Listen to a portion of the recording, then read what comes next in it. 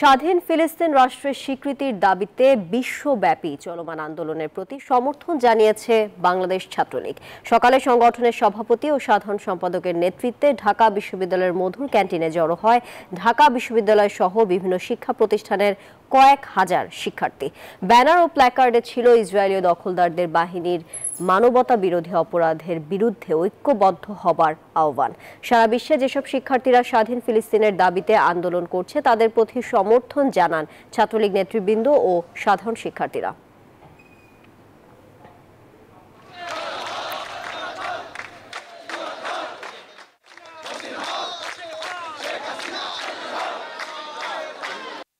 ফিলিস্তিনের ভূখণ্ড দখল করে তারা গণহত্যা সহ অনেক কিছু তাণ্ডব চালাচ্ছে। সংহতি প্রকাশ করে তাদের জন্য যে চলমান আন্দোলন অব্যাহত রেখেছে বিভিন্ন দেশের বিশ্ববিদ্যালয়ের শিক্ষার্থীরা, সেক্ষেত্রে বাংলাদেশ ছাত্রলীগও তেমনিভাবে সেই সারা বিশ্বের শিক্ষার্থীদের সাথে বাংলাদেশ ছাত্রলীগ সংহতি প্রকাশ করেছে। শিশু, নারী, পুরুষ নির্বিচারে তারা হত্যা করছে, তো এটার প্রতিবাদ স্বরূপে আমরা এখানে এসেছি।